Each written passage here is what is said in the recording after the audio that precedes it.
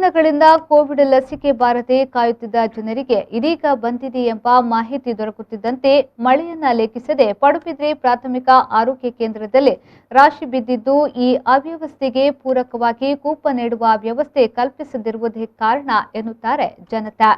ಎರಡನೇ ಹಂತದಲ್ಲಿ ನೀಡುವ ಲಸಿಕೆ 340 ನಿನ್ನೆ ಬಂದಿದ್ದು ಅದನ್ನ ಈ ದಿನ ನೀಡಲಿದ್ದಾರೆ ಎಂಬ ಮಾಹಿತಿ ರವಾನೆಯಾಗುತ್ತಿದ್ದಂತೆ ಜನಸಾಗರವೇ ಸರ್ಕಾರಿ ಆಸ್ಪತ್ರೆಯ ಮುಂಭಾಗ ಸೇರಿದ್ದಾರೆ. ಈ ಬಗ್ಗೆ ಮಾತನಾಡಿದ ಸುಧಾಕರ್ ಪೂಜಾರಿ ಹಾಗೂ ಸರೋತ್ತಮ ಎಂಬುವರು, ನಾವು ಮುಂಜಾನೆ 6:30 ಸುಮಾರಿಗೆ ಬಂದಿದ್ದೇವೆ. ಈ ಸಂದರ್ಭದಲ್ಲಿ ಬೆರಳೆಣಿಕೆಯ ಮಂದಿ ಮಾತ್ರ ಇದ್ರು. ಆದರೆ ಈ ವೇಳೆ ಕೂಪನ್ ವಿತರಿಸಲು ಅಲ್ಲಿ ಯಾರೂ ಇಲ್ಲ. ಒಂದು ವೇಳೆ ಆಶಾ ಕಾರ್ಯಕರ್ತೆಯರನ್ನ ಇಲ್ಲ ಸಂಘ ಸಂಸ್ಥೆಗಳ ಪ್ರತಿನಿಧಿಗಳನ್ನ ಕೂಪನ್ ನೀಡುವುದಕ್ಕೆ ಬಳಸಿಕೊಳ್ಳುತ್ತಿದ್ರೆ ಈ ಸಮಸ್ಯೆ ಉದ್ಭವಿಸುವ ಸಾಧ್ಯತೆ ಕಡಿಮೆ ಇತ್ತು. ಆದರೆ ಸಮಯ ಸರಿಯುತ್ತಿದ್ದಂತೆ ಜನ ಸೇರತೊಡಗಿದ್ದು 9:30 ವೇಳೆಗೆ ಆಸ್ಪತ್ರೆಯ ಸಿಬ್ಬಂದಿಗಳು ಕೂಪನ್ ನೀಡಲು ಮುಂದಾದಾಗ ನೂಕುನುಗ್ಗಲು ಆರಂಭಗೊಂಡಿತ್ತು.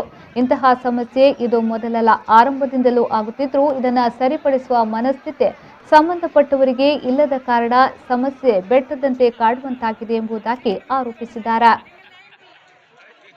ವ್ಯಾಕ್ಸಿನ್ ಬಹಳಷ್ಟು ಸಮಸ್ಯೆಗಳಿದೆ, ಅವ್ಯವಸ್ಥೆಗಳು ತುಂಬ ಇದೆ. ಬೆಳಗ್ಗೆ 7:30 ಗಂಟೆಗೆ ಬಂದವರು ಕೂಡ 9 ಗಂಟೆವರೆಗೆ ಕ್ಯೂ ನಿಲ್ತಾರೆ. ಆದರೆ ಒಬ್ಬರು ಕೂಡ ಅದಕ್ಕೆ ರೆಸ್ಪಾನ್ಸ್ ಮಾಡೋದಿಲ್ಲ, ಒಂದು ರಿಜಿಸ್ಟ್ರಲ್ಲಿ ಎಂಟ್ರ್ ಮಾಡೋದಿಲ್ಲ. ಆ ಸಮಯದಲ್ಲಿ ಟೋಕನ್ ಕೊಟ್ಟಂತಾದರೆ ಇಷ್ಟೊಂದು ರಶ್ ಕೂಡ ಇರುವುದಿಲ್ಲ. ಆದರೆ ಅಂಥ ಒಂದು ವ್ಯವಸ್ಥೆಗಳನ್ನು ಕೂಡ ಮಾಡ್ತಾ ಇಲ್ಲ ಇವರು. 9 ಗಂಟೆ ನಂತರ ಒಂದೇ ಸಲ ಆ ಕಡೆ ಹೋಗಿ ಈ ಕಡೆ ಹೋಗಿ ಅಂತ ಹೇಳಿ ಬಾಯಿಗೆ ಬಂದದನ್ನು ಹೇಳ್ತಾರೆ. ಜನಕ್ಕೆ ಎಂತ ಅಂತ ಗೊತ್ತಾಗೋದಿಲ್ಲ, ಹಾಗೆ ಸಿಕ್ಕಾಪಟ್ಟೆ ರಶ್ ಆಗ್ತದೆ.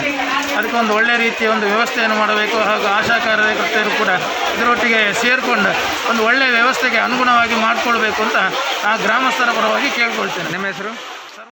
ಗಲಾಟೆ ಮುಗಿಸ್ಕೊಂಡು ದೇಪಣ್ಣ ಕಾಂಡ ಹಾಜರಿಗೆ ಬತ್ತು ಬುಲ್ದಿನಕ್ಕಲಿಗೆ ಟೋಕನ್ ಇಶ್ಯೂ ಮಾಡ್ತಿದ್ದೆ ಒಕ್ಕ 1 ಗಂಟೆ ಬತ್ತಿನಕ್ಕಲಿಗೆ ಟೋಕನ್ ಇಶ್ಯೂ ಮಾಡ್ತಂದಿಲ್ಲ. ಅక్కడ ರಶ್ಯ ಒಂದು ಒಕ್ಕ ಪರಬೇರು ಬೇಜಾತಿನಕ್ಕಳು ಮೂಲು ಪಿರಪಿರನೇ ಉಳ್ಳೇವೆ. ಈಗ ಈ ವಿಷಯ ಸಮಾಜಗಾರ ಎನ್ನ ಪಂಪಿನ ಪಡಿವಿಲಿ PHC ಗೇಟ್ ಇಡೆ ಒಂದು ಸಮಾಜ ಮುಂತಾದ ಕಾಂಡನೆ ಟೋಕನ್ ಬರ ಮಾಡ್ಬೋದು. ಮೂಲ ಅಂಚ ಒಂದ ಉಳುತ್ತುಲಾಡೆ ಅಕಲ್ನ ಇನ್ಫ್ಲೂಯೆನ್ಸ್ ಟೋಕನ್ ಇಶ್ಯೂ ಮಾಡ್ತಂದಿಲ್ಲ. ಎಂಕಡೆ ಸುಲಭ ಹೆಜ್ಜಿ ಒಕ್ಕ ಬಿತ್ತಿನಗಳು ಕೋವಿಶೀಲ್ಡ್